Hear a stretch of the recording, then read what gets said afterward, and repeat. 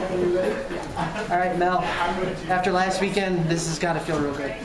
Well, it does. You know, we had a tough weekend last weekend. We did not play very well. I thought we responded last night at home, played extremely well. And I didn't think tonight was our best game, but you know, I thought our goaltender, Phoenix Copley, really rose to the occasion, as well as our penalty killers late in the game. So it wasn't our best game, but we'll take the win. As tight as things are in the point standings, you get 4 huge points, especially being off next weekend. Grand scheme of things, you got to be happy where you're at right now, right? Well, it's put us in good position, but as you know, this league is each night everything can change dramatically. So we've got a little weekend off. We can regroup, get healed up, and get ready to go down to Minnesota State and play our last 2. But the points are huge. Anytime you can pick up points right now with the standings, it's very, very important. For Phoenix, where does this game rank for him? This might be, he's had some real good games, but I think this is his best game to date this year. And that's what we expect out of Phoenix. And you know, we talked a little bit about who's going to start tonight because we gave up 4 last night. But boy, we went with the right guy tonight. He was extremely good, and he got some bounces, and you need some as a goaltender once in a while too. Last 5 minutes, the game was a little chaotic. What can you take from the last 5 minutes that you could kind of learn from as a team going forward? Well, to get better control, and it starts with the coach. The coach has to stay a little bit more calmer than I was. You know, we had the power play, and we had a couple of good chances. Dulcer made a huge save on Blake Pietro, but we have to keep our composure. You know, regardless of what's going on, and regardless of whether we like the refereeing or not, we just have to learn to keep our composure going forward. And I think that's a little bit of a sign of a team that hasn't won a lot in the past and being in tight, tough games like this. So we'll address that going forward. Now, do you worry about your players kind of mimicking that moment and feeding off of you that moment when things get a little out of hand? Well, that's what I told the team. I told them I took the bench minor on purpose, just so I know we'd get some desperation in our game. You know? And they weren't sure if that was a joke or if I was serious, but they laughed after a while. But no, it's, you know, I'm an emotional guy. You know, I wear my emotions, you know, on my shoulder. And sometimes I got to rein it back a bit. And I thought tonight was one of those nights, so I got to learn to keep myself under better control.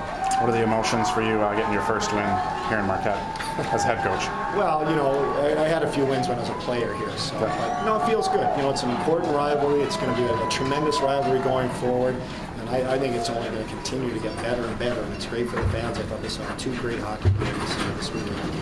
With next weekend up, how much scoreboard watching are you guys going to do Friday and Saturday? We'll do a little bit. You know, it's the first time we really can just sit back and not be involved and just see what's going on around the league. And obviously there'll be certain teams we want to root for, but we'll see how things shake out this weekend. And how do you just, you know, after, like we said, just last weekend just didn't go at all, and then you take away this weekend, how do you just keep things upbeat when you have to wait to play for 2 weeks? Well, we've talked about our practice, you know, days, which days we're going to take off. The important thing is to stay fresh, but at the same time, stay in shape. So we're going to try some different things, especially late in the year like this. It's good to take a few days off and relax, but at the same time, we want to stay sharp. So, you know, we'll make sure we get on the ice and do some things that we need to do to get better, and we can learn some things from tonight. Coach, you get a big key goal from the Pila, Johnstone, and Staros line.